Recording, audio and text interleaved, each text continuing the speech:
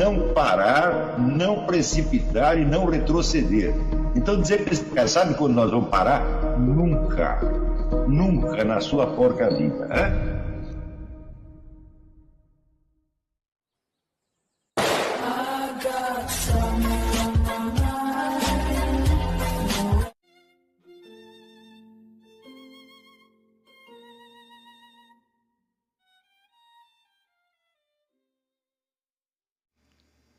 E aí pessoal, tranquilo?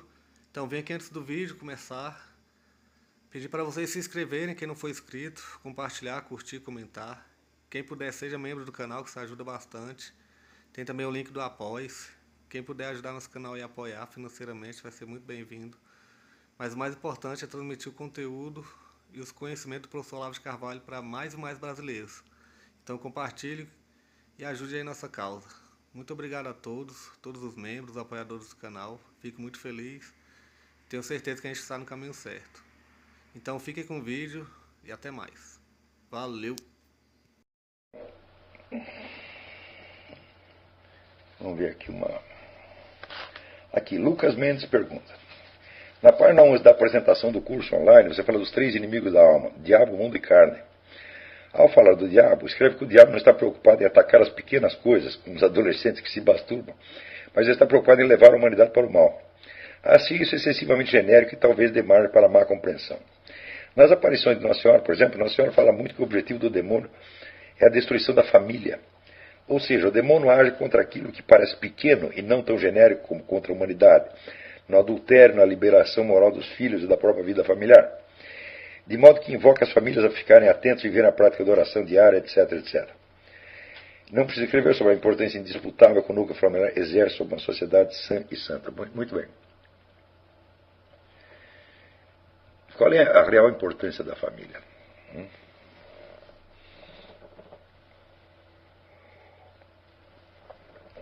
A família, mesmo quando ela é, vamos dizer, um ambiente de perdição, a família do Dr. Freud, que comia a própria cunhada, né?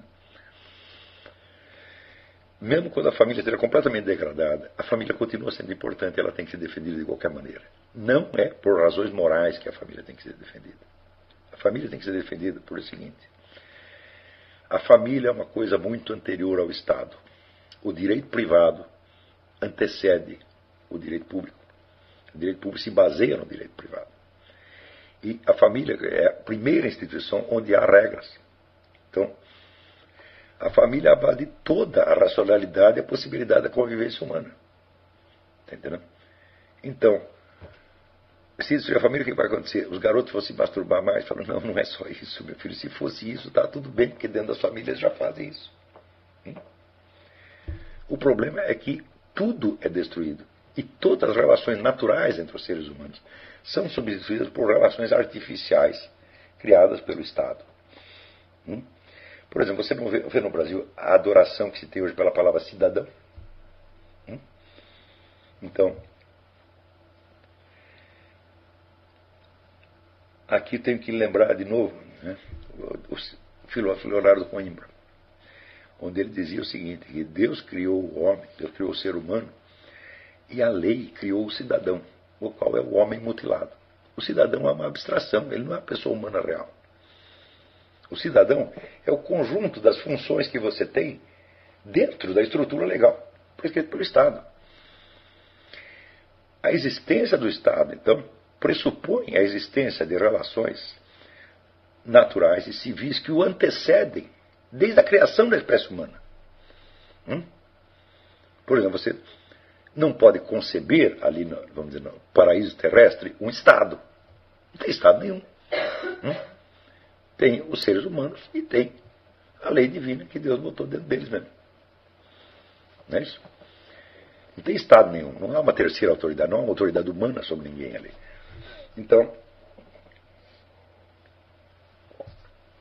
a partir do momento em que as mais velhas relações do mundo, estabelecidas pelo próprio Deus, são substituídas por um poder humano, isto é o demônio agindo. E isso não tem nada de genérico, meu filho. Por quê? Veja, no mesmo artigo que eu estou citando, se não é um artigo várias vezes, do Leonardo Coimbra,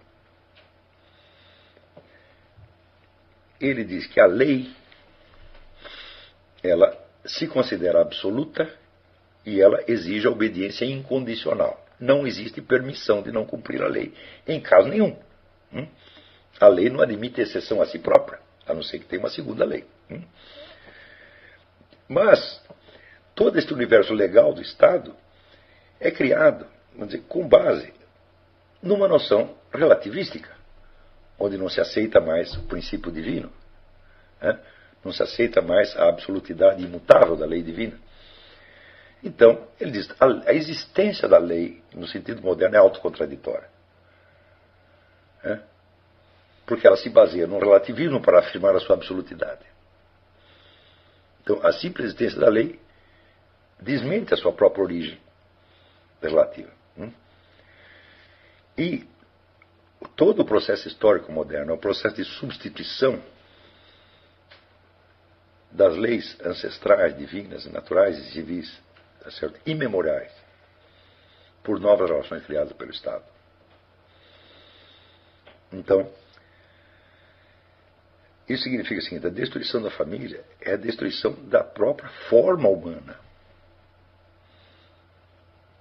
Não existe outra organização dentro da qual o ser humano possa desenvolver a sua personalidade e tornar-se humano mesmo. Não existe nenhuma. Ninguém pode criar uma coisa no lugar dela. Agora, meu filho, se masturbar no banheiro, é na família mesmo que os meninos fazem isso, pô. Desde que o mundo é mundo. Não é isso? Então, aconteceu que, à medida que vai sendo perdida a noção da verdadeira função da igreja no mundo, nós começamos a desenvolver uma obediência pela autoridade religiosa, que já não é mais como autoridade religiosa, e sim como autoridade estatal. É uma burocracia. E isto chama-se obediência carnal.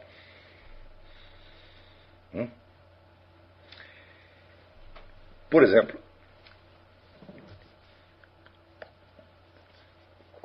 existe um princípio que é da moralidade intrínseca, que é o certo e o errado. Tá certo? O certo e o errado nos é ensinado por Deus mesmo. Tá certo?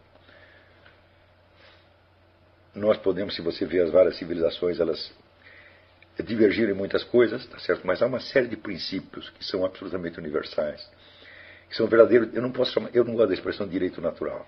Não há direito natural, só há direito sobrenatural. Tá certo?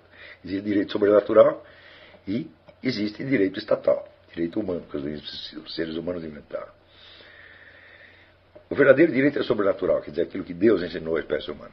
Isso aí é submetido a variações de acordo com épocas, tá certo? Mas em torno de certos princípios, não de certas regras concretas. Vejam, por exemplo, durante a Idade Média, que é a época mais cristã da história do Ocidente. Quando se estuda a história de Abelardo e Heloísa, que Abelardo estava lá transando com a sua aluna fazia um tempão, e ninguém estava ligando muito. Porém, a hora que ele levou a menina embora para casar escondido, aí a família encrespou e mandou castrá-lo. Porque não se tratava, vamos dizer, da conduta real dele, e sim da conduta aparente. Porque aquilo desonrava a família. Foi por causa disso que ele foi castrado e não por causa do pecado sexual em si. Note bem, meu filho, a importância que a sociedade passou a dar aos pecados sexuais a partir do século XIX, sobretudo no mundo protestante, é uma distorção tremenda. O pecado sexual, meu filho, você confessa, você se arrepende, confessa, acabou. Acabou. Agora, suponha que você fale mal injustamente de uma pessoa. Tem uma história judaica. Uma vez tinha um sujeito que era um difamador compulsivo.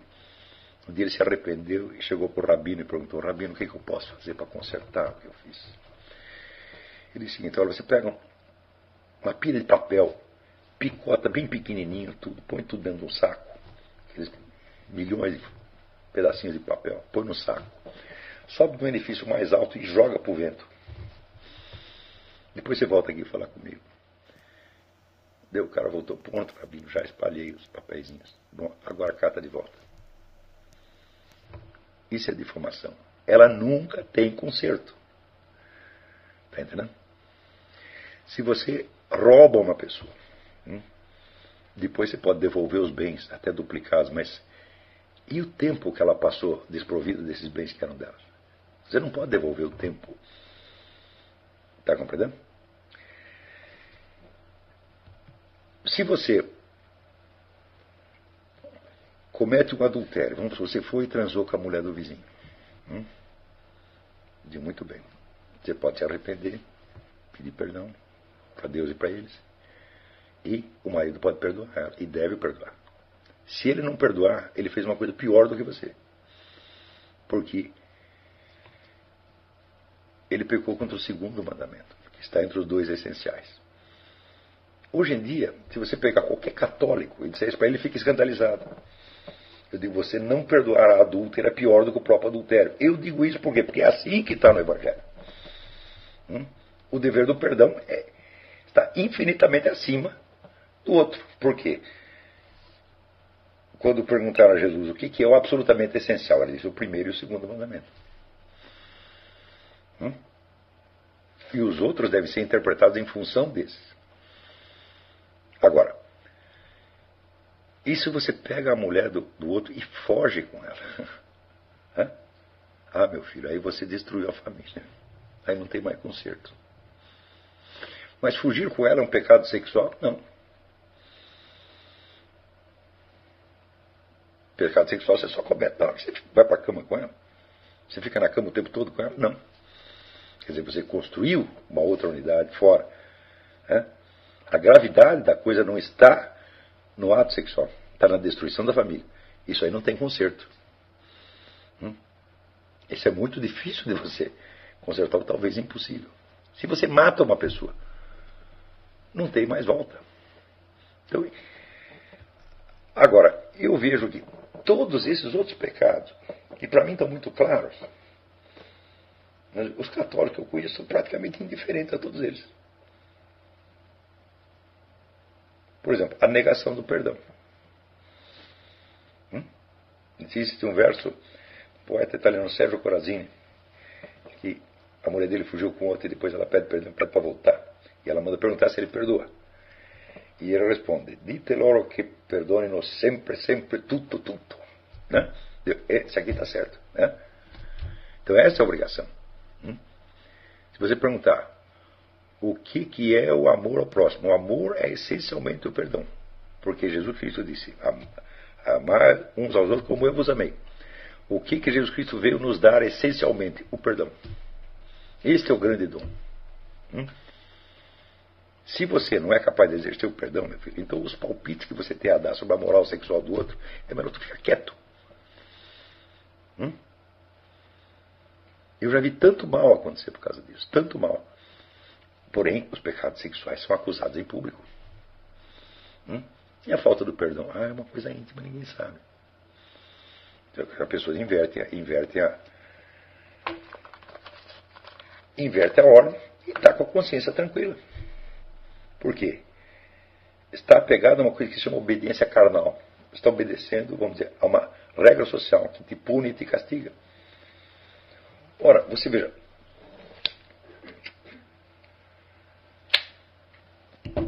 o adultério, meu filho, pode dar processo e pode desgraçar a vida do coitado, por causa de um adultério.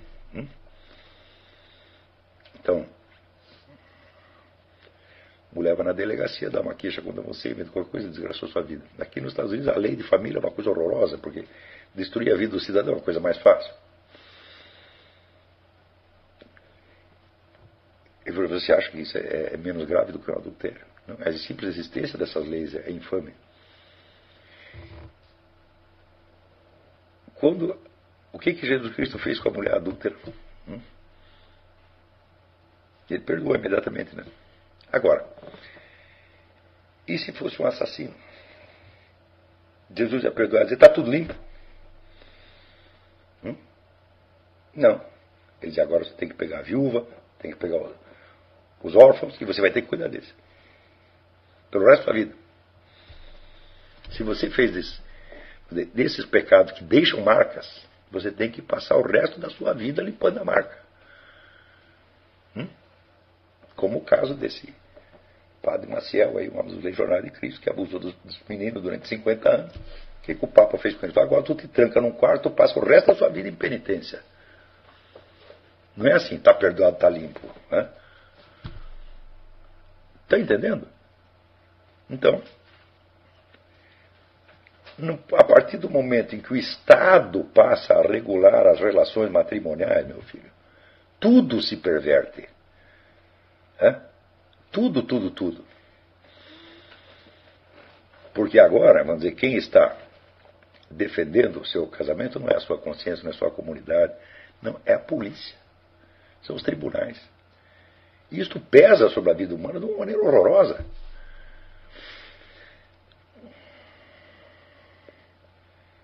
Então, eu tenho a impressão que Nossa Senhora sabe muito mais sobre isso do que eu.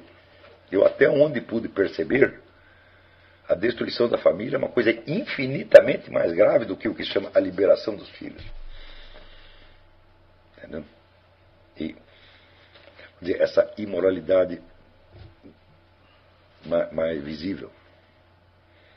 Tá certo? Eu acho que tem coisa muito mais séria aí, não considero que isso é genérico de maneira alguma.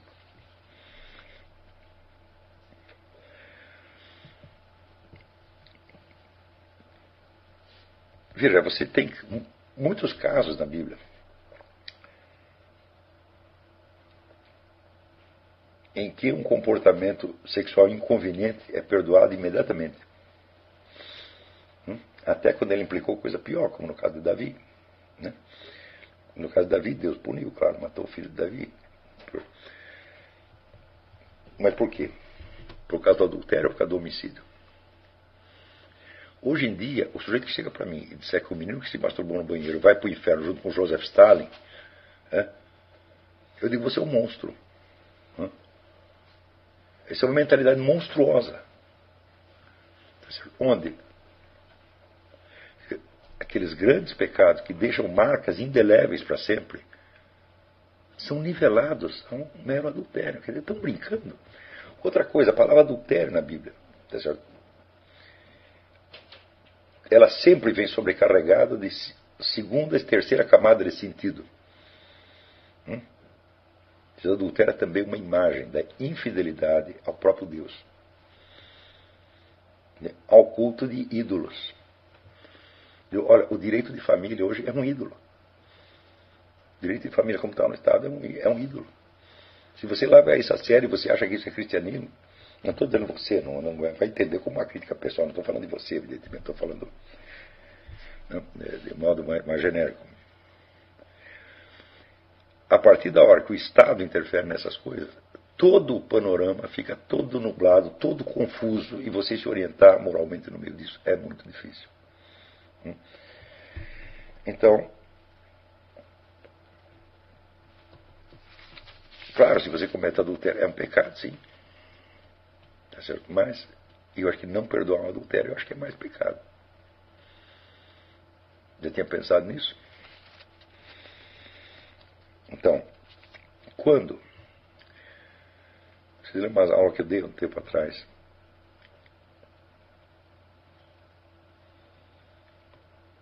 Quando você vê que todo o legado de conhecimentos que o clero católico precisaria ter para ele poder servir a igreja como mãe e mestra, quando tudo isso é perdido, né? E volta pelas mãos de muçulmanos, de budistas, etc, etc. Né? E ao mesmo tempo você vê a igreja totalmente desorientada, né? Toda a alta hierarquia corrupta, vendida para o inimigo. Né? Ora, um pouco de senso das proporções não fará mal. Você está entendendo? Então, quantos católicos eu já não ouvi falar, né? contra a imoralidade, contra a pornografia, etc, etc, etc. Quem quer examinar essas coisas? Ontem mesmo estava ouvindo, até no YouTube, ele falando de todos os imensos males que o Paulo VI fez à igreja. E ele usava essa mesma expressão, obediência carnal. As pessoas obedecem esse homem por senso de obediência carnal. Você não está obedecendo como representante de Deus. Você está obedecendo porque ele é um chefe de uma burocracia. E você tem medo de ser rejeitado socialmente. E é por isso que você está obedecendo. Ou porque você não sabe ficar numa situação de desorientação. Por exemplo, havia uma discussão se o mandato do Papa é válido ou se não é. O sede vacantista dizia que não tem Papa nenhum. E, bom, eu nunca soube a solução desse problema. Ninguém sabe. Nós vivemos uma situação misteriosa. Você sabe se o mandato do Papa é válido? Eu falei, não sei. Eu ajo como se fosse.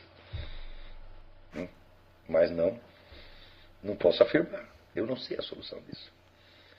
Então nós estamos numa situação de uma espécie de vácuo. Nós estamos como que boiando. Não há mais aquele senso, vamos dizer, de hierarquia institucional. Não há mais, gente. Isso acabou. Acabou mesmo, não é brincadeira. Se você sabe, por exemplo, que o Papa diz uma coisa, o seu assessor de imprensa chega lá e diz outra coisa, e o Papa não pode desmentir o assessor de imprensa, de qual dos dois você vai obedecer? Não se iluda, meu filho, o Vaticano está todinho infiltrado, é 80%. Mas todo mundo gosta de saber, nós temos aqui uma hierarquia milenar, etc. Isso dá um senso de segurança social para você. E por que Deus permite, vamos dizer, que a igreja sofra essa autodemolição? É para nós aprendermos a obedecer a Ele e não a uma hierarquia externa. Claro, essa hierarquia ela é santa em si, tá certo? Mas não desta maneira que as pessoas estão entendendo. Muitas vezes eu disse coisas que escandalizaram os católicos. Digo, por exemplo, eu não vou pegar um desses bispos aí da CNBB, que agora estão reclamando por causa do abortismo. Eu digo, mas vocês ajudaram essa gente a chegar ao poder, hein? Quer dizer, vocês traíram tudo. E quer que eu continue te chamando de eminência? Eminência é uma pinóia. Você colaborou com essa gente, você está excomungado. Você pode estar aí com todo purpurado, com seu chapéu de bispo, etc. Para mim você é um palhaço. Você não é nada, eu não vou te obedecer. Não ligo para o que você diz. Eu não posso fazer isto. Por quê? Só para não ferir as aparências? Eu digo, mas eles acabaram com as aparências já. Então nós temos que entender que essa é uma situação de extrema crise, gente. Não é brincadeira.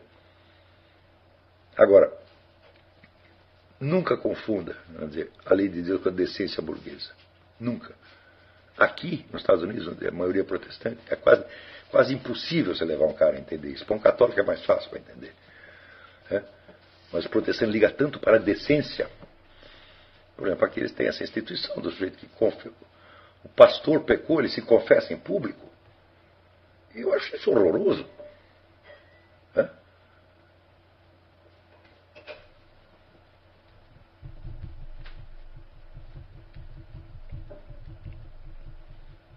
Então, isso é para quê? É a defesa de uma aparência. Eu não quero condenar isso completamente, eu não sei. Às vezes isso pode estar até certo. Mas eu realmente não posso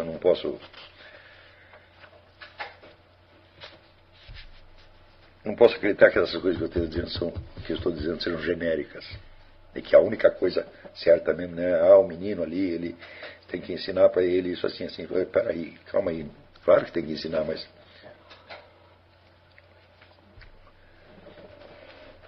há um senso de hierarquia que a gente nunca pode perder.